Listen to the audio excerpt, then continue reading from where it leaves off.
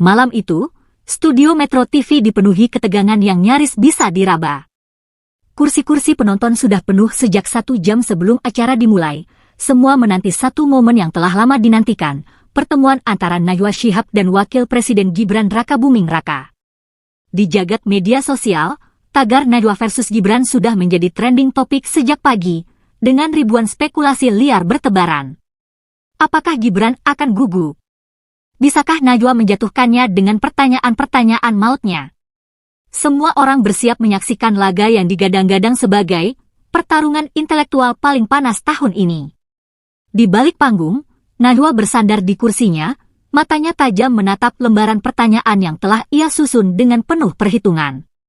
Ia telah mewawancarai banyak tokoh besar, dari presiden hingga koruptor kelas kakap, tetapi kali ini berbeda. Lawannya adalah seorang politisi muda yang sering dianggap hanya menumpang nama besar ayahnya. Apakah dia benar-benar layak duduk di kursi wakil presiden, pikirnya. Malam ini, ia akan mencari jawabannya. Di sisi lain, Gibran duduk santai di ruang tunggu. Berbeda dengan ekspektasi banyak orang yang mengira ia akan terlihat tegang, ia justru tampak tenang, bahkan sesekali melemparkan candaan ringan kepada Mayor Teddy yang setia berdiri di belakangnya. "Pak Teddy, nanti kalau aku buntu jawab, langsung kasih kode ya," ujarnya dengan nada bercanda.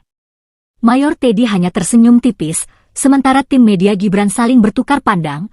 Apakah ini tanda ia benar-benar siap atau justru terlalu santai? Ketika akhirnya bel tanda siaran berbunyi, semua mata tertuju ke panggung. Najwa mengambil posisi di kursinya, dengan ekspresi serius yang menjadi ciri khasnya. Di depannya, Gibran duduk dengan posisi santai, menyilangkan kakinya dan menatap Najwa dengan tatapan datar.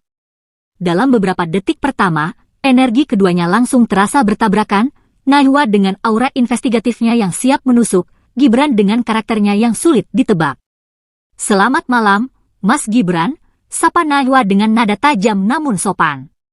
"Selamat malam, Mbak Nana," jawab Gibran, suaranya datar tapi penuh percaya diri. Najwa tidak membuang waktu. "Banyak yang meragukan kapasitas Anda sebagai wakil presiden, mengatakan bahwa Anda hanya produk dari politik dinasti. Apa pendapat Anda tentang itu?" Seketika studio terasa hening. Semua orang menanti reaksi Gibran. Mayor Teddy yang berdiri di belakang panggung tanpa sadar menegakkan tubuhnya, bersiap jika anak muda itu mulai kehilangan ritme. Namun, alih-alih menunjukkan tanda-tanda panik, Gibran justru tersenyum kecil. Ia menggeser posisi duduknya, sedikit condong ke depan, lalu menjawab dengan suara yang begitu tenang, jawaban yang tidak hanya mengejutkan Najwa, tetapi juga semua orang yang menyaksikan. Senyum tipis di wajah Gibran bertahan sesaat sebelum ia akhirnya menjawab. "Kalau saya ini produk politik dinasti, berarti Mbak Nana juga dong, produk jurnalisme dinasti," ucapnya santai, dengan ekspresi polos yang sukses membuat seisi studio tercekat. Suasana yang semula penuh ketegangan kini berubah.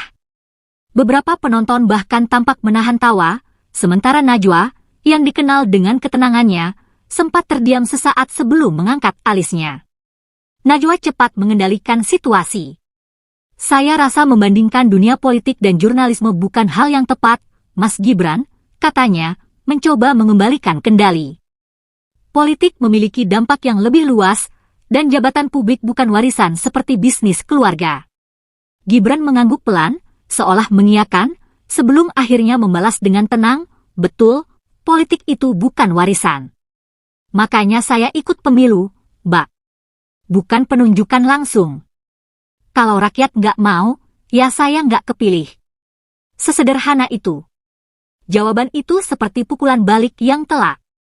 Najwa tak bisa membantah fakta bahwa Gibran memang dipilih oleh jutaan suara rakyat Indonesia. Di sudut panggung, Mayor Teddy yang semula bersikap kaku kini tampak menikmati jalannya wawancara. Ia menyadari bahwa malam ini bukanlah pertarungan antara seorang jurnalis senior dan politisi muda yang naif, melainkan duel kecerdasan yang berimbang.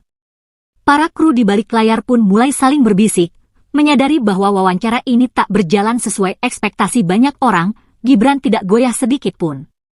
Najwa kembali melancarkan serangannya. "Baiklah, Mas Gibran. Anda memang terpilih, Tapi banyak yang menilai bahwa kemenangan Anda lebih karena pengaruh ayah Anda sebagai presiden. Bagaimana Anda menanggapi anggapan itu? Nada suaranya tajam, mencoba menusuk lebih dalam. Namun, sekali lagi, Gibran tetap tenang. Waktu saya maju di Solo, ayah saya bukan presiden, Mbak. Waktu saya maju di Pilgub Jakarta, saya juga nggak maju.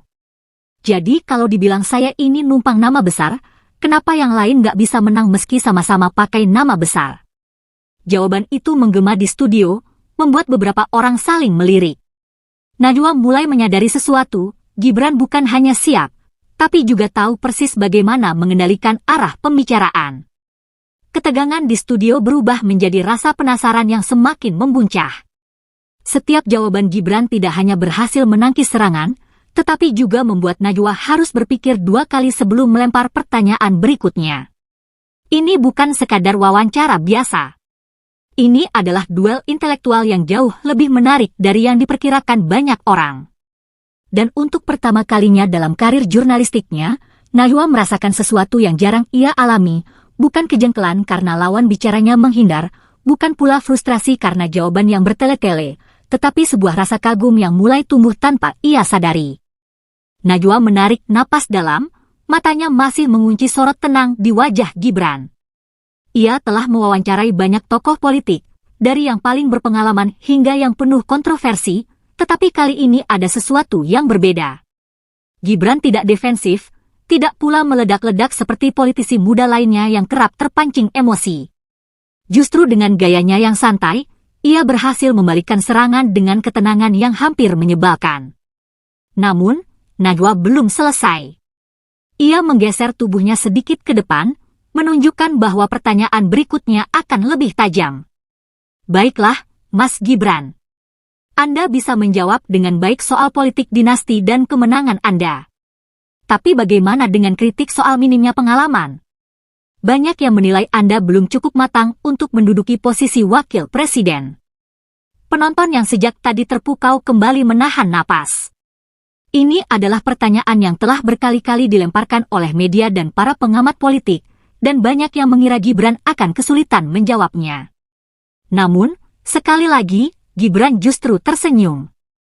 Mbak Nana, katanya, suaranya tetap santai, kalau pengalaman itu syarat utama, berarti Bung Karno nggak boleh jadi presiden tahun 1945. Dia kan belum pernah jadi presiden sebelumnya. Sama kayak Mbak dulu pertama kali jadi jurnalis, kan pasti ada yang bilang kurang pengalaman. Tapi kalau nggak pernah dikasih kesempatan, kapan bisa punya pengalaman? Seisi studio terdiam. Beberapa penonton tampak mengangguk-angguk kecil, sementara Najwa sendiri sedikit tersentak. Jawaban itu bukan sekedar tangkisan biasa, itu adalah serangan balik yang langsung mengenai inti persoalan. Najwa menyesuaikan strategi. Jadi, Anda ingin mengatakan bahwa pengalaman bukan hal yang utama dalam kepemimpinan, tanyanya, mencoba menggali lebih dalam. Gibran menggeleng pelan. Bukan begitu, Mbak. Pengalaman penting, tapi lebih penting lagi kesiapan untuk belajar. Saya nggak pernah bilang saya yang paling hebat. Tapi saya punya tim yang kuat, saya dikelilingi orang-orang hebat, dan yang paling penting, saya selalu mau belajar dari siapa saja, termasuk dari Mbak Nana. Untuk pertama kalinya, Najwa kehilangan kata-kata sejenak. Bukan karena Gibran berhasil mengelak, tetapi karena jawabannya justru menunjukkan kedewasaan yang jarang ditemukan di politisi seusianya. Mayor Teddy, yang sejak tadi berdiri di belakang panggung dengan tangan terlipat, kini membiarkan bibirnya melengkung sedikit. Ini bukan duel sengit yang penuh drama seperti yang diperkirakan banyak orang. Ini adalah pertunjukan kecerdasan, dan sejauh ini, Gibran justru berhasil membalikkan prediksi awal. Di kursinya, Najwa akhirnya tersenyum kecil. Ia sadar bahwa wawancara ini belum berakhir. Masih ada banyak hal yang ingin ia tanyakan, tetapi satu hal kini jelas, Gibran bukanlah lawan yang mudah ditaklukkan. Justru, bisa jadi ia adalah salah satu politisi paling sulit yang pernah ia hadapi. Najwa kini semakin waspada. Ia menyadari bahwa setiap pertanyaan yang ia lontarkan bukan hanya dijawab oleh Gibran dengan santai, tetapi juga dibalik menjadi sebuah argumen yang sulit untuk disanggah. Ini bukan sekedar wawancara biasa, ini adalah pertarungan kecerdasan yang membuatnya harus berpikir lebih cepat dari biasanya. Ia menatap Gibran lekat-lekat, lalu melemparkan pertanyaan yang lebih menusuk. Mas Gibran, banyak yang mengatakan bahwa Anda bukan pemimpin yang lahir dari perjuangan, melainkan hasil dari privilege. Bagaimana Anda menjawab kritik bahwa Anda bisa berada di posisi ini hanya karena nama besar keluarga?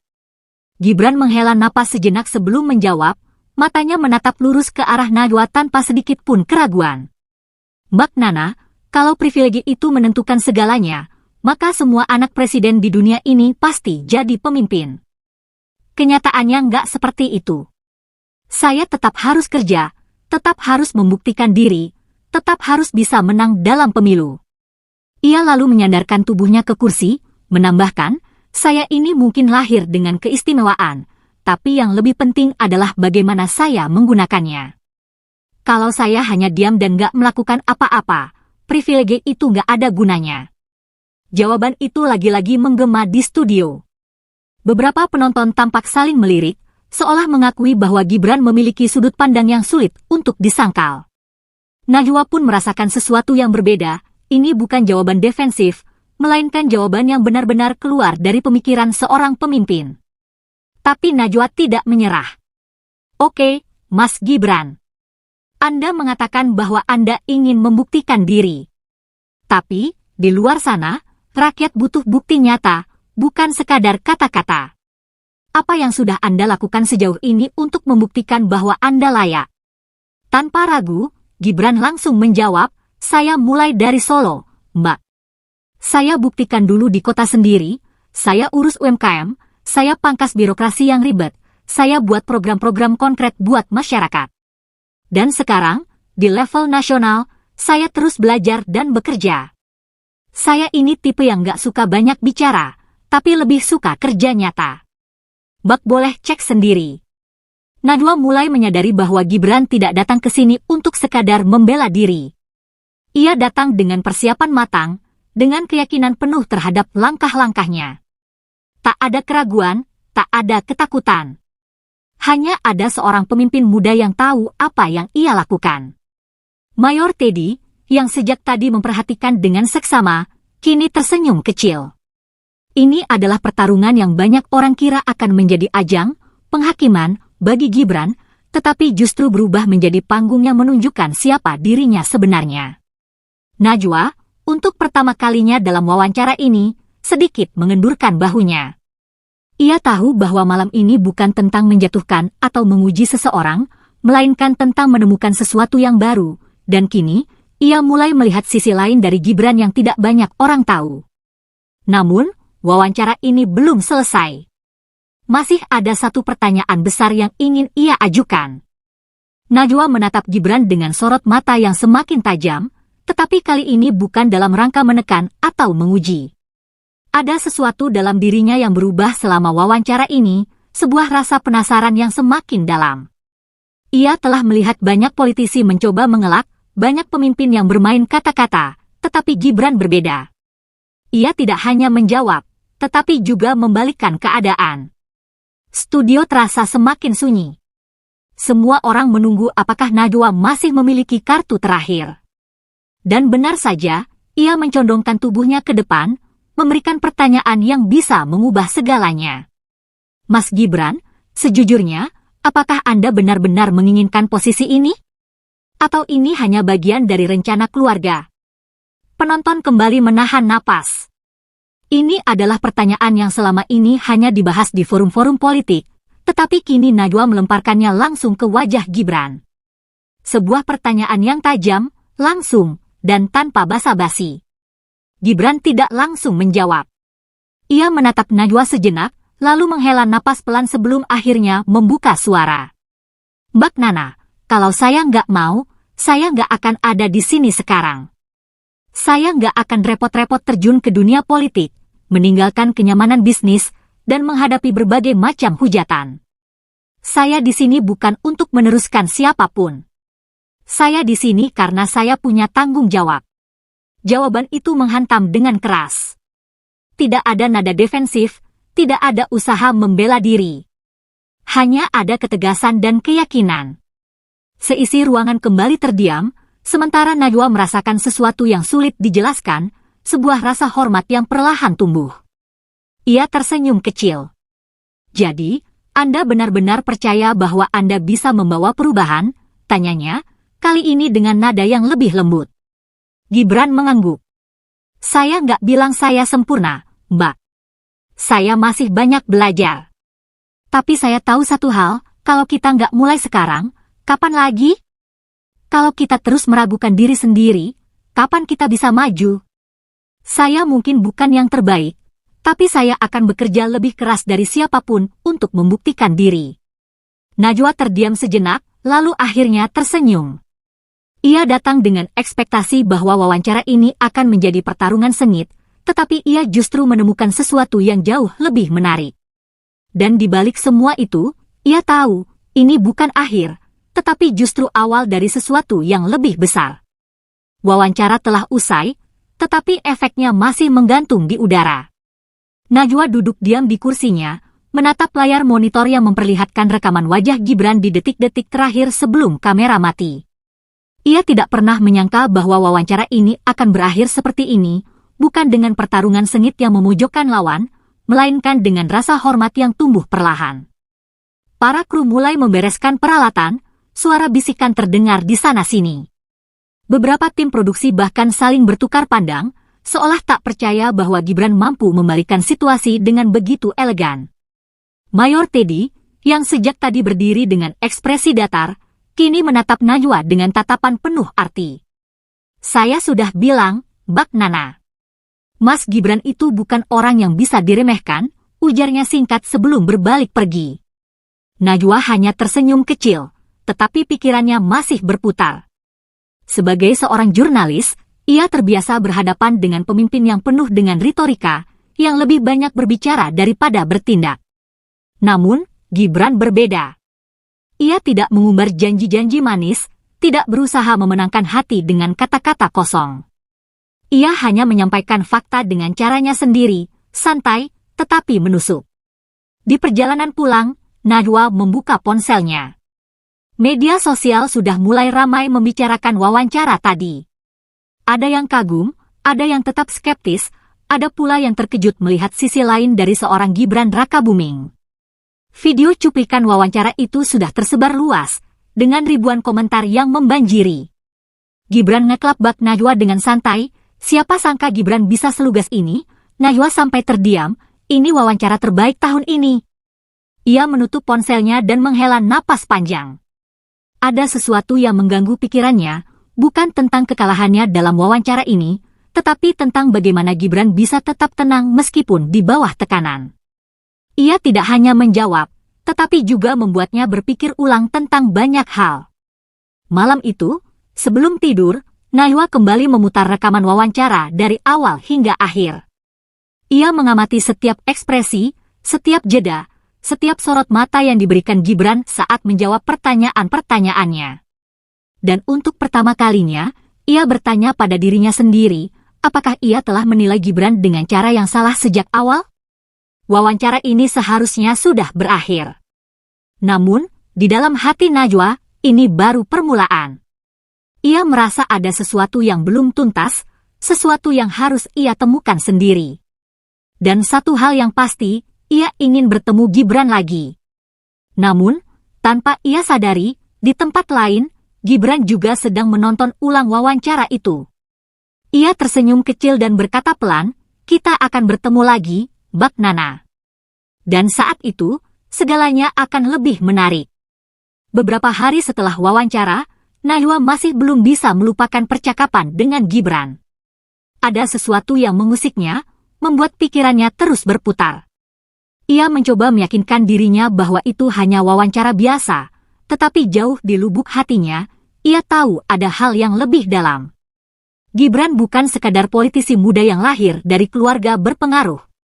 Ada sesuatu dalam dirinya, sesuatu yang nyata, yang mungkin selama ini tidak banyak disadari orang. Suatu sore, Najwa duduk di sebuah kafe di Jakarta, menikmati secangkir kopi sembari membaca catatan wawancaranya.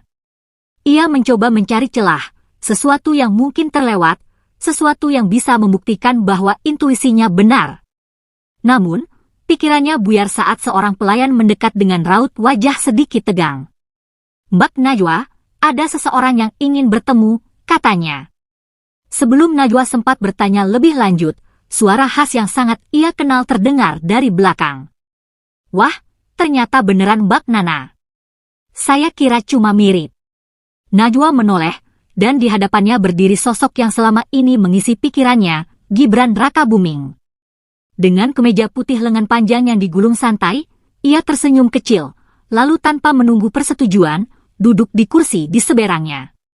"Mas Gibran, apa kebetulan?" Najwa mengangkat alis, setengah tidak percaya. Gibran tertawa kecil, menyesap kopi yang baru saja diantarkan pelayan. "Saya ini orangnya nggak suka settingan, Mbak. Tapi kalau takdir mempertemukan kita lagi, ya kita nikmati saja," jawabnya, masih dengan nada santai yang khas. Najwa terdiam sejenak, menatap Gibran dengan penuh selidik. Ada banyak pertanyaan di kepalanya, tetapi ia memilih untuk menunggu. Gibran menyesap kopinya lagi, lalu menatapnya balik. "Saya penasaran, Mbak Nana masih kepikiran wawancara kemarin, kan?" Najwa tidak bisa menahan senyum kecilnya. "Sejujurnya, iya," jawabnya jujur. "Saya sudah mewawancarai banyak tokoh, tapi entah kenapa, percakapan dengan Anda terasa berbeda." Gibran mengangguk pelan. "Ya, karena saya juga nggak datang buat sekadar menjawab pertanyaan. Saya datang buat menyampaikan sesuatu. Dan saya rasa, Mbak Nana sudah mulai menyadari apa itu." Keheningan menyelimuti mereka. Ini bukan sekadar pertemuan biasa. Ada sesuatu yang lebih besar sedang terjadi, sesuatu yang mungkin akan mengubah cara pandang mereka satu sama lain, atau bahkan sesuatu yang lebih dari itu. Najwa menyandarkan punggungnya ke kursi, menatap Gibran yang masih dengan santainya menyeruput kopi. Ia mencoba membaca gesturnya, apakah ini hanya obrolan santai biasa, atau ada maksud lain yang ingin disampaikan oleh wakil presiden muda itu? Namun, semakin lama ia memperhatikan, semakin sulit ia menebak. "Apa yang sebenarnya ingin Anda sampaikan, Mas Gibran?" tanya Najwa akhirnya, memecah keheningan yang sempat menggantung di antara mereka. "Anda tahu, saya bukan orang yang mudah terpengaruh hanya karena jawaban yang cerdas atau sikap yang tenang dalam wawancara." Gibran tersenyum kecil. "Saya tahu, Mbak Nana. Dan justru itu alasan saya ada di sini." Ia meletakkan cangkir kopinya, lalu menyandarkan diri ke kursi dengan ekspresi lebih serius. "Orang selalu melihat saya hanya dari dua sudut, entah saya cuma anaknya Pak Jokowi, atau saya cuma anak muda yang kebetulan duduk di kursi ini. Tidak banyak yang mau benar-benar melihat apa yang ada di balik itu." Najwa menautkan jemarinya di atas meja, mendengarkan dengan penuh perhatian. "Dan menurut Anda, ada sesuatu yang lebih dari itu?" tanyanya pelan. Gibran mengangguk. "Banyak hal yang orang tidak tahu. Saya ini bukan politisi yang suka banyak bicara, Mbak. Saya lebih suka bekerja, membuktikan sesuatu lewat tindakan.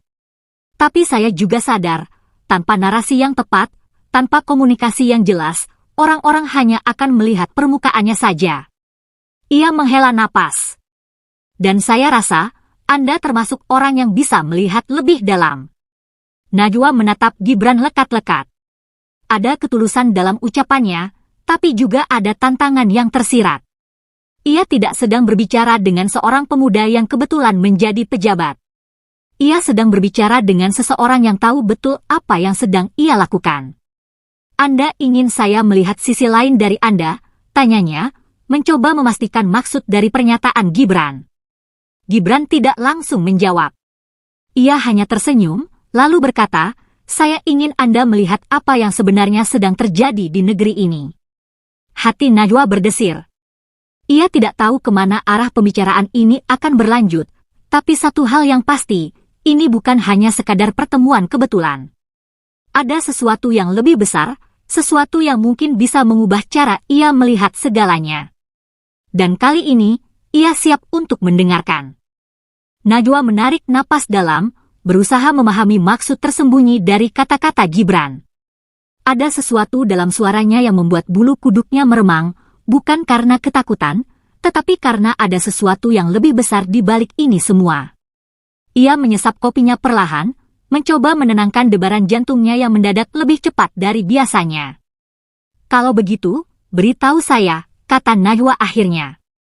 Apa yang sebenarnya sedang terjadi di negeri ini? Apa yang ingin Anda tunjukkan? Gibran menatapnya dengan mata yang sulit ditebak. Mbak Nana, katanya dengan nada yang lebih dalam, politik itu bukan sekadar soal siapa yang duduk di mana. Ini soal narasi, soal siapa yang mengendalikan persepsi. Dan selama ini, banyak yang tidak sadar bahwa Indonesia sedang memasuki babak baru yang jauh lebih besar dari sekadar perdebatan di media. Najwa mengernyit, mencoba menangkap makna dari kata-kata Gibran. Maksud Anda? Gibran tersenyum kecil. Indonesia sedang bertransformasi. Banyak yang berpikir bahwa negara ini akan selalu di bawah bayang-bayang kekuatan asing, bahwa kita hanya akan jadi pemain figuran di panggung global. Tapi kami, generasi muda yang ada di pemerintahan, tidak ingin itu terjadi. Kami ingin mengubah arah sejarah. Najwa terdiam. Kata-kata itu berat, tapi bukan omong kosong. Ada ketegasan dalam suara Gibran, ada keyakinan yang tidak dibuat-buat. Untuk pertama kalinya dalam hidupnya, ia merasa seolah sedang berbicara dengan seseorang yang tidak hanya mengikuti arus politik, tetapi seseorang yang sedang merancang gelombang besar perubahan. Dan Anda yakin bisa melakukan itu? Tanya Najwa, suaranya lebih lembut kali ini. Gibran tersenyum, kali ini lebih lebar. Saya tidak sendiri. Saya punya orang-orang yang percaya, punya tim yang bekerja dalam senyap, dan punya satu hal yang tidak bisa dibeli, waktu. Dan Mbak Nana, saya ingin Anda menjadi saksi dari semua ini. Dada Najwa berdegup lebih kencang. Ia datang ke pertemuan ini dengan rasa penasaran, tetapi ia tidak menyangka akan menemukan sesuatu yang jauh lebih besar dari sekadar wawancara politik. Ada sesuatu yang mulai berubah dalam cara ia memandang Gibran, dan mungkin juga dalam cara ia memandang masa depan Indonesia. Najwa terdiam sesaat, mencoba mencerna setiap kata yang baru saja diucapkan Gibran. Ada gelora di dalam dirinya yang sulit ia ungkapkan. Suasana kafe yang ramai seolah menjadi hening, hanya ada keduanya, dan percakapan yang semakin dalam ini. Ia tahu, apa yang Gibran katakan bukan sekadar janji kosong. Ini adalah seruan dari seseorang yang yakin akan masa depan yang harus segera digapai. Apakah Anda benar-benar siap untuk itu, Mas Gibran? Najwa bertanya dengan nada penuh rasa ingin tahu. Karena kalau Anda serius, ini bukan sekadar soal politik atau kekuasaan. Ini soal mengubah tatanan yang sudah mapan, mengubah cara pandang orang terhadap Indonesia. Gibran menatapnya tajam, tetapi ada kelembutan di matanya. Mbak Nana, saya tahu ini bukan perjalanan yang mudah. Tidak ada yang pernah berhasil mengubah sistem dengan cara yang nyaman. Tapi itu yang saya pilih. Kami, generasi muda, tidak ingin menjadi penjaga warisan. Kami ingin menjadi pencipta masa depan. Najwa merasakan getaran kuat dari kata-kata itu. Ada sebuah tekad yang tidak bisa dipungkiri. Gibran tidak sedang berbicara tentang kekuasaan atau popularitas. Dia berbicara tentang perubahan yang lebih dalam, yang menyentuh banyak aspek kehidupan. Dia tidak ingin hanya menjadi pemimpin, dia ingin menjadi agen perubahan yang mampu menantang status quo. Mungkin banyak yang menganggap saya anak muda yang masih hijau, lanjut Gibran dengan senyum tipis. Tapi yang mereka tidak tahu adalah, saya bukan hanya mewarisi nama besar. Saya mewarisi keyakinan dan harapan dari banyak orang yang percaya pada perubahan ini. Saya tidak bisa mengkhianati mereka. Najwa memandang Gibran dengan rasa hormat yang baru tumbuh. Tidak ada lagi keraguan di dalam dirinya. Ia menyadari bahwa di balik wajah muda itu, ada sebuah visi besar yang lebih dari sekadar ambisi pribadi. Gibran ingin Indonesia berdiri tegak, tidak hanya di mata dunia, tetapi di mata rakyatnya sendiri. Tapi, Mas Gibran, Najwa mulai, suaranya penuh pertanyaan, di balik semua ini, ada banyak hal yang harus dihadapi. Banyak kepentingan yang mungkin tidak sejalan dengan visi Anda. Apakah Anda siap menghadapi perlawanan itu? Gibran menatapnya dengan tegas, saya tidak mencari jalan yang mudah, Bak Nana. Kami sudah memulai langkah ini, dan saya yakin banyak orang yang akan bergabung. Ini bukan lagi soal saya, ini soal Indonesia yang lebih baik. Dan saya akan terus maju, apapun rintangannya. Najwa terdiam. Tidak ada lagi keraguan dalam dirinya. Ia tahu bahwa apa yang ia dengar hari ini bukanlah cerita biasa. Ini adalah panggilan untuk melihat masa depan Indonesia yang lebih besar, lebih kuat, dan lebih mandiri. Di hadapan Gibran, ia menyadari bahwa yang sedang tumbuh bukan hanya pemimpin, tetapi juga sebuah perubahan besar yang akan membentuk perjalanan bangsa ini ke depan. Terima kasih telah mengikuti perjalanan cerita ini hingga akhir. Di balik setiap percakapan yang terdengar ringan, ada makna yang dalam dan harapan yang ingin kita tanamkan bersama. Gibran Rakabuming, dengan segala ambisi dan tekadnya, bukan hanya seorang politisi muda biasa. Ia adalah simbol dari sebuah perubahan besar yang sedang meresap perlahan di tubuh Indonesia. Mungkin, perjalanan ini baru saja dimulai, tetapi ada kekuatan yang mulai bangkit, melampaui batas-batas yang selama ini menghalangi. Najwa Shihab, yang datang dengan pertanyaan tajam dan pandangan kritis, menemukan dirinya dalam sebuah pencarian lebih dalam daripada yang ia bayangkan. Dari percakapan ini, kita belajar bahwa setiap pemimpin, meski masih muda, memiliki beban besar untuk mengubah jalan sejarah bangsa. Mungkin, kita belum sepenuhnya memahami segala sesuatu yang ada di balik layar, tetapi satu hal yang pasti, perubahan itu sedang berlangsung. Kita semua bisa saja terjebak dalam hiruk-pikuk politik dan perdebatan yang tak kunjung usai, namun sejatinya, perubahan tidak datang hanya dari kata-kata. Ia datang dari tindakan, dari orang-orang yang berani mengambil langkah-langkah besar, meski tahu tantangan di depan mata. Gibran, dengan segala keberaniannya, mengajarkan kita bahwa perubahan bukanlah sesuatu yang instan, melainkan proses panjang yang butuh komitmen dan keyakinan. Kisah ini mengingatkan kita akan pentingnya pemimpin yang tidak hanya berfokus pada kekuasaan, tetapi juga pada visi yang lebih besar untuk masa depan. Indonesia bukan hanya milik mereka yang duduk di kursi pemerintahan, tetapi milik seluruh rakyatnya, yang terus berjuang untuk masa depan yang lebih baik. Gibran dan generasi muda Indonesia lainnya adalah cerminan dari harapan itu. Bukan hanya tentang siapa yang memimpin, tetapi tentang bagaimana kita sebagai bangsa bergerak bersama untuk mencapai tujuan yang lebih tinggi.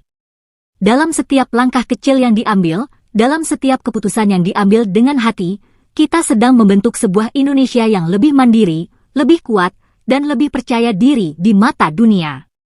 Saya berharap cerita ini dapat membuka mata kita semua untuk melihat bahwa Indonesia tidak hanya sekedar tempat tinggal, tetapi sebuah entitas yang punya potensi luar biasa.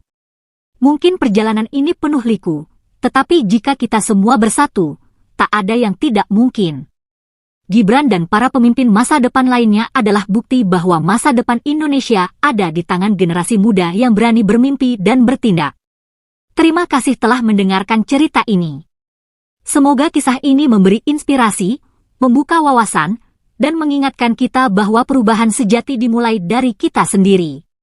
Mari kita terus mendukung langkah-langkah positif untuk Indonesia yang lebih baik. Sampai jumpa di cerita-cerita berikutnya, dan semoga kita semua terus menjadi bagian dari perubahan besar yang sedang terjadi.